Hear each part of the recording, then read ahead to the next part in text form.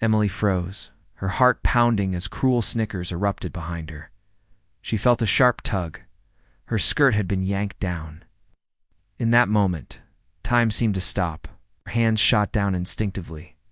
Her face flushed red with humiliation, shame, and rage. The class wasn't laughing because they were heartless. Most were just stunned. But there, standing smugly with a twisted grin, was Tyler, the boy who thought his bullying was entertainment. The boy who always picked on the quiet ones. And today, he chose the wrong girl. Emily had transferred to Lincoln High only a few months ago. A scholarship student, she was bright, polite, and stayed under the radar. She didn't speak unless spoken to and always had her books in order. She sat near the window and escaped into stories instead of conversations. People assumed she was fragile, too soft for a school like Lincoln, where bullies ruled the hallways. But they didn't know. Her past, they didn't know what she'd survived.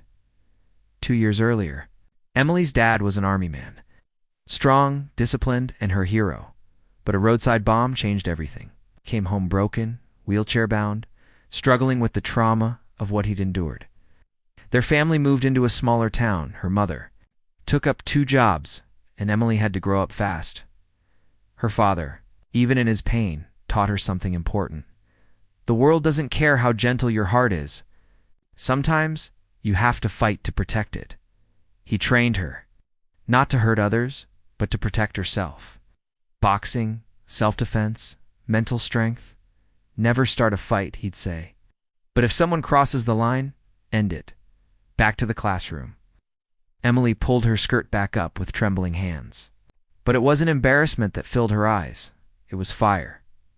Tyler was still laughing, high-fiving his friends, mocking her like she was just another punchline. She turned slowly, her breath even. No words, just movement. In a flash, she spun on her heel and drove her foot into Tyler's chest with precision and power. The impact sent him crashing backward into a desk, his face a picture of shock and confusion as he crumpled to the floor. The room was silent again. This time, it was a different kind of silence. Respect. Fear. Ah. The teacher rushed in just as Tyler groaned, clutching his ribs, eyes wide with disbelief. In the principal's office, Amelie sat with her hands folded, calm and unapologetic. Tyler sat with an ice pack, fuming, his ego shattered more than his body. She attacked me, he protested. She defended herself, said Mr. Lawson, the principal firmly. He had seen the classroom CCTV footage. Ah! You humiliated her in front of the class. This school has a zero-tolerance policy for bullying. Tyler was suspended for 3 weeks. Emily received a warning, but also a private conversation with Mr. Lawson. You could have hurt him badly, said. I didn't, she replied. I could have. He looked at her and nodded slowly.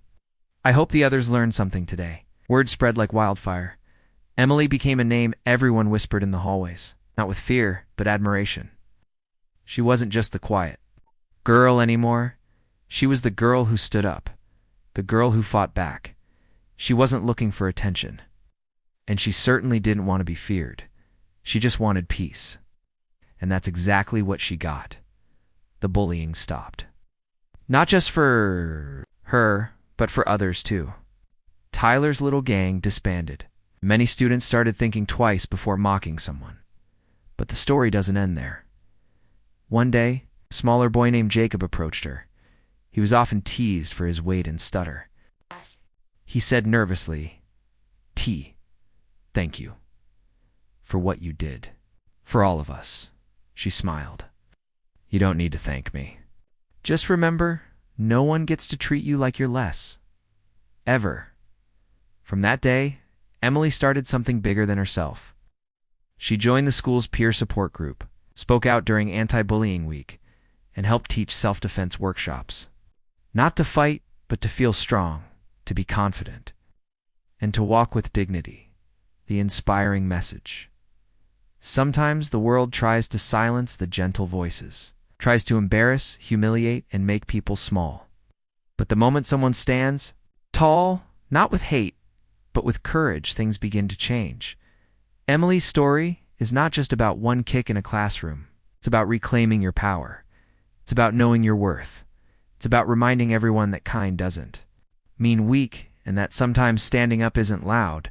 Sometimes it's silent, but always powerful. End.